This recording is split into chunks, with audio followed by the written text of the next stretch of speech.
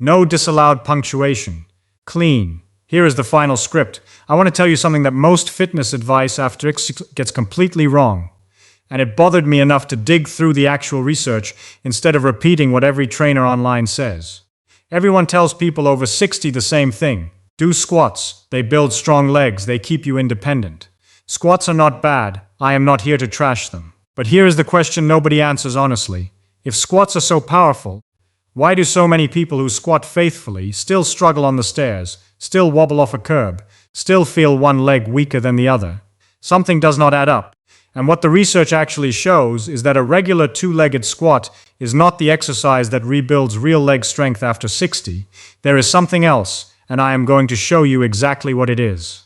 Before we go further, if this kind of practical research-backed breakdown of how your body actually works is useful to you, this is exactly what we do here on Smart Psychology. So consider sticking around, because there is a lot more coming that most people never hear from their doctor. Let me start with what is actually happening to your legs after 60, because the squat conversation makes no sense until you understand this part first. Starting around age 30, the average adult loses somewhere between 3 and 5% of their muscle mass every decade if they do nothing to fight it. And this process, called sarcopenia, quietly accelerates after 50, then again after 60, then again after 70. It does not announce itself with pain, it announces itself with small, easy-to-dismiss moments, needing the armrest to stand up, feeling a little less steady on uneven ground, noticing stairs feel taller than they used to. Most people assume this decline is simply the price of getting older, an inevitable tax on the body that nothing can really undo. But the research on resistance training in older adults tells a different story. In one widely cited study, nursing home residents in their 90s who performed a structured strengthening program for just 12 weeks increased their leg strength by well over 100%. At 90 years old, the body was still listening, still capable of rebuilding. It was simply waiting for the right demand to be placed on it. The problem was never that these bodies could not get stronger. The problem was that almost nothing in their daily routine, including the exercises they were told to do, was actually strong enough a stimulus to force real change. Which brings us back to the squat, the exercise everyone treats as sacred, and why it quietly stops being the best tool for this job once you pass 60. A standard squat is a two-legged movement. Your body weight is split roughly 50-50 across both legs, which sounds efficient, but it is actually the hidden flaw. Almost nobody stands perfectly symmetrical. One hip is usually a little tighter, one knee a little more cautious, one ankle a little stiffer from decades of life. And when you squat with both feet on the ground, your nervous system is smart enough, or perhaps simply efficient enough, to quietly shift more of the load onto whichever leg is stronger. The weaker leg gets a free ride without you ever noticing, rep after rep, week after week, year after year, and the imbalance you started with does not shrink, it grows. This is one of the biggest hidden reasons people keep squatting for years, and still end up with one leg that gives out first when they misjudge a step or trip on uneven pavement. There is a second problem, and it involves your knees and your spine. A deep bilateral squat asks for a lot of ankle flexibility, hip flexibility, and thoracic spine mobility all at once. And after 60, many people have quietly lost some of that range from decades of sitting, old injuries, or simple stiffness that crept in unnoticed. So instead of squatting with clean form, the body compensates, the heels lift, the lower back rounds, the knees drift inward, and now you are loading a joint in a position it was never designed to absorb force in. This is exactly why so many older adults report knee discomfort from squatting. It is rarely the exercise itself that is dangerous. It is the compensations that a demanding bilateral movement forces onto a body that has lost some of its natural mobility. And there is a third issue, arguably the most important one of all, balance. A two-legged squat never asks your stabilizing muscles to do anything, because with 2 feet planted on the ground the entire time, your body never has to figure out how to hold itself steady on a single leg. But think about real life for a second. When do you ever actually stand on 2 feet perfectly balanced while producing force? You do not. You climb stairs one leg at a time. You get out of a car one leg at a time. You catch yourself when you trip using one leg. Every fall risk moment in daily life happens on one leg, not two. So an exercise that never trains single leg stability is training a skill you rarely need, while completely ignoring the exact skill that keeps you upright and out of the hospital. So if not the squat, then what? The research points clearly toward a different movement, something called the tempo step-up, sometimes called the slow step-up. And once you understand why it works, you will never look at a regular squat quite the same way again. Here is how you do it. Find a sturdy step, a stair, or a low stable platform, something between knee height and mid-shin height depending on your current strength. Place one entire foot flat on the step, keep your weight centered over that foot, and then slowly, over about 3 full seconds, press through that foot and stand all the way up onto the step, letting the back leg trail behind you, doing almost no work at all.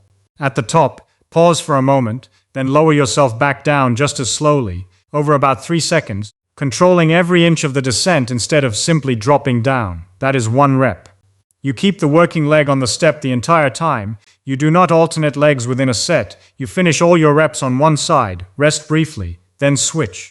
Here is why this single change transforms everything. Because only one foot is doing the pressing work, there is no free ride for either leg. Each leg has to fully support and lift your entire body weight on its own, which means the weaker leg finally gets forced to catch up, instead of hiding behind the stronger one. Because the working knee only has to bend to roughly 90 degrees.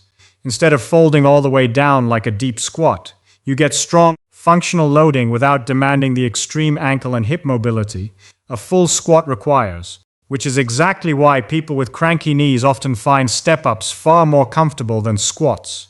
And because you are standing on one leg the entire time, your ankle, your hip, and the small deep muscles around your pelvis, the ones called the gluteus medius and gluteus minimus, are forced to fire constantly just to keep you from tipping sideways. And those exact muscles are the ones that fail first in older adults, and the ones most responsible for preventing falls. Falls, by the way, are the leading cause of injury-related death in adults over 65, not heart disease, not stroke, falls, and a broken hip in your 70s carries a worse 1-year survival outlook than several common cancers. So when I say this movement builds real leg strength, I do not just mean bigger muscles. I mean the specific kind of strength and control that keeps you living independently. There is also the matter of time under tension, which matters more than most people realize. A fast, bouncy squat might only keep your muscle fibers under real load for a second or two per rep, because momentum is doing much of the work instead of your muscle. A slow 3 seconds down, 3 seconds up tempo step up keeps the muscle under continuous load for roughly 6 full seconds every single rep. Do 8 reps per leg and you have nearly a full minute of uninterrupted deep fiber recruitment on that side alone. Do that for both legs, and you have accumulated more real strength-building work in 6 or 7 minutes than most people get from 20 rushed, momentum-driven minutes of squats at the gym.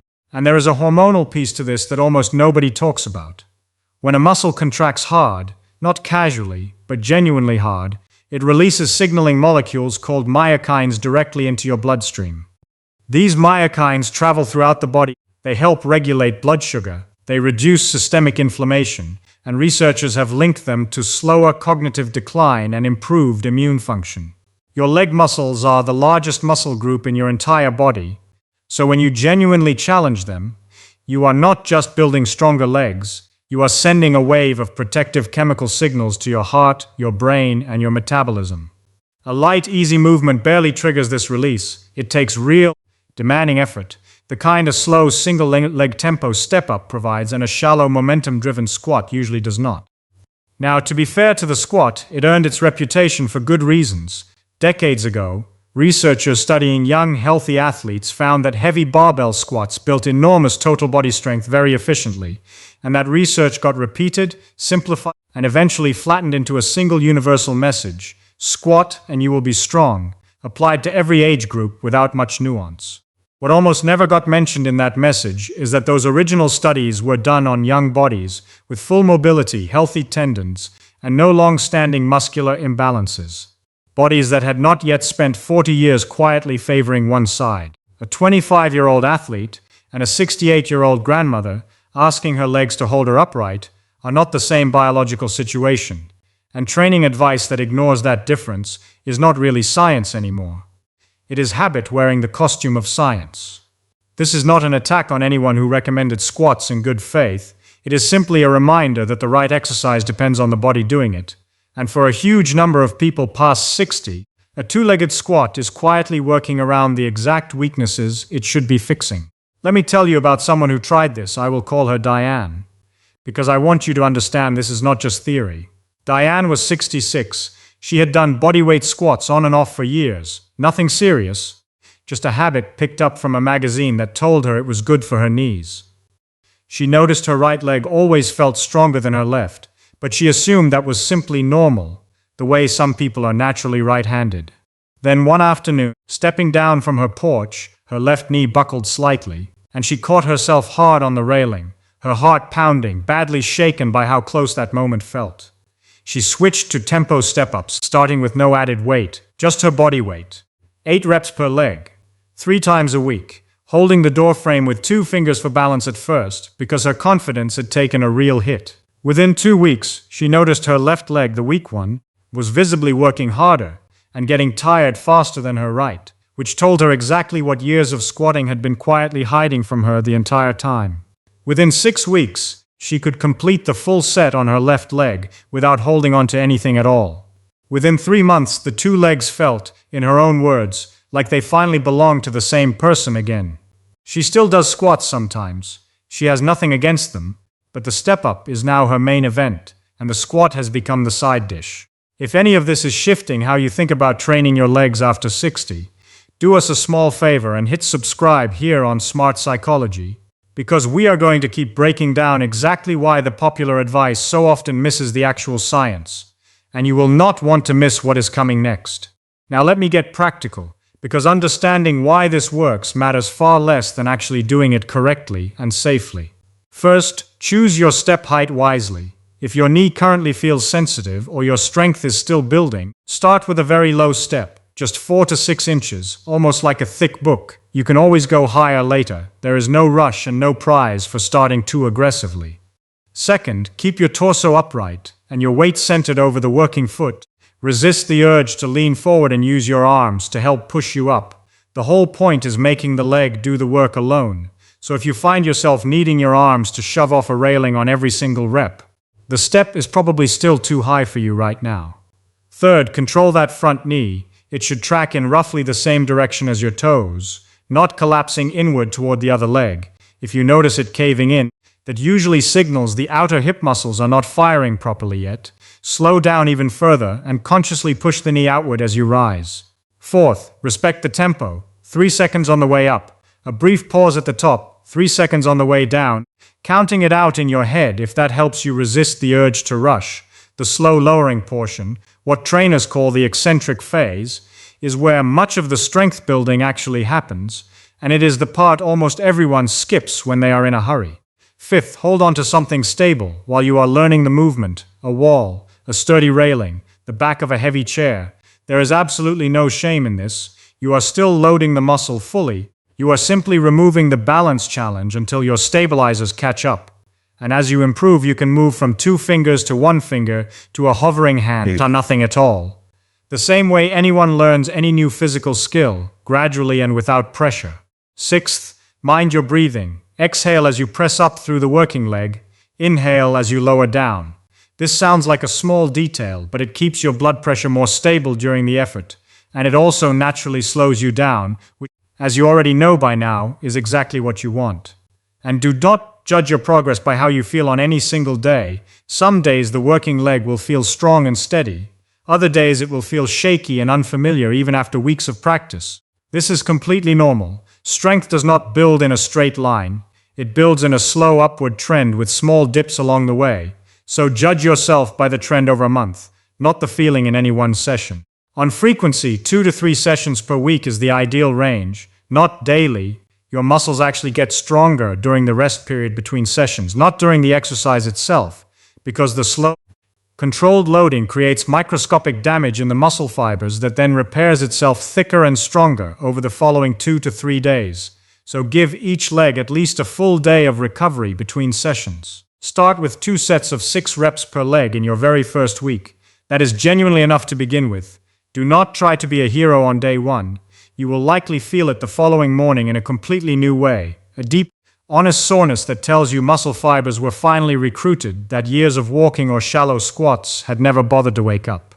After 1 week, move to 3 sets of 6. After 2 weeks, 3 sets of 8. After a month, 3 sets of 10.